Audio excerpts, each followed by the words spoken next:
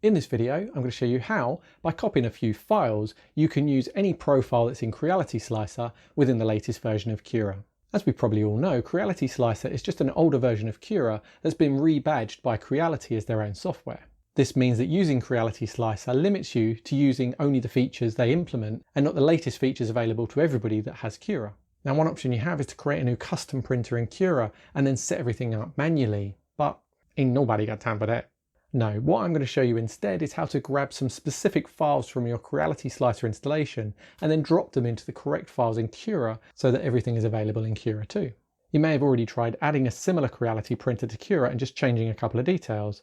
I did exactly this with my Ender 3 version too. The Ender 3 profile is extremely similar and just renaming a profile gives you everything you want.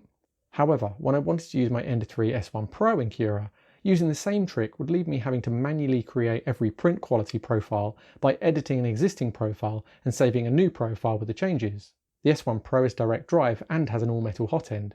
At the very least, I would want to change the retraction distance and speed. The other option would be to export profiles from Creality Slicer and import them into Cura.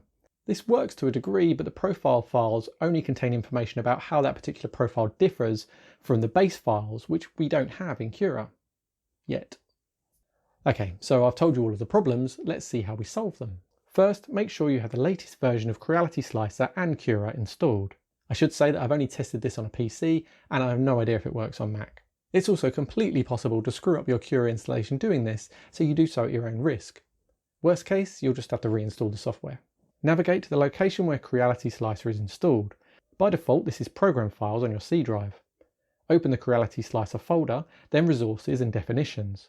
Scroll down until you see the file for your printer. In my case, it's the Creality Ender 3 S1 Pro. Select the file, right-click and copy. Now open another window and navigate to C drive, Users, your username and App Data. The App Data folder is hidden, so if you can't see it, you need to show hidden files and folders within your Windows settings. Inside the App Data folder, open the Roaming folder and then the Cura folder. Open the latest version folder. Mine is 5.1, but yours may be different depending on when you watch this. Now you can see the same file structure that you were looking at within the Creality Slicer install. Open the Definitions folder and paste in your file. While we're here, we may as well look at the information within this file. Download Notepad++ and use it to open the definitions file. What you'll see is some basic printer profile information that's specific to your printer. What most of these files do is build on top of other files and only specify the changes. The Inherit line shows you what file it's taking most of its information from. In my case, it's Creality Base. You could go and find that file and have a look if you like, but I wouldn't bother. Have a look at what Creality thought needed changing and see if you agree. For me, it's the machine dimensions, gantry height, print and travel settings, and the all-important retraction information. If you make any changes, remember to save before you close. Now go back to the window you left open for your Creality definitions and go up one level and back to the Resources folder. Open the Variants folder and find a file that references your specific printer.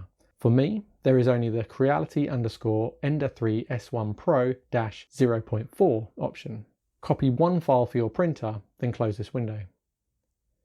Return to the Cura definitions window and again go up a level and then open the Variants folder here. Paste in your variant file and open it with Notepad++. Annoyingly, Cura won't read this file correctly unless you add the word nozzle after the nozzle size as shown here. After doing this, save the file and close it. If, like me, you want to print with other nozzle sizes, copy the variant file you just edited and paste another copy of the file into the same folder. Change the name of the file so that only the nozzle size is different, and then open this file. All we need to change now is the number digits in the name and machine nozzle size lines, and save. Repeat this as many times as you like for any different nozzle sizes you might want to use. When you're done, open Cura and see if your printer now shows up in the list of printers you can add.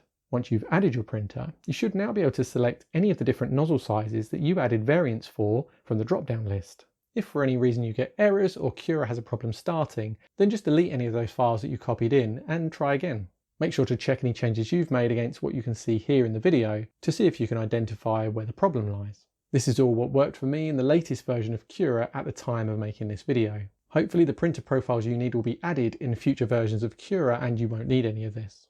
What we can now also do is import any profiles you created in Creality Slicer into Cura. They should now work because we've added the base files that the software needs to reference from.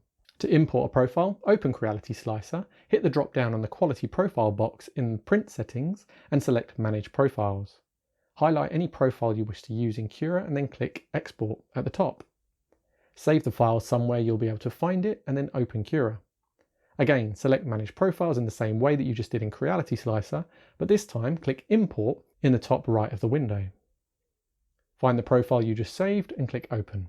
The profile will now be imported and ready to use in Cura. Unfortunately, there are a few of the generic filaments that show as not supported. This doesn't mean that you can't use these materials, just that there's some information missing that you'll need to provide if you want to use it.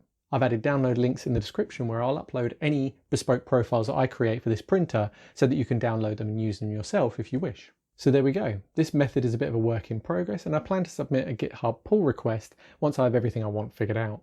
I just had to figure something out to be able to properly review my Ender 3 S1 Pro, and I thought others may find the information useful.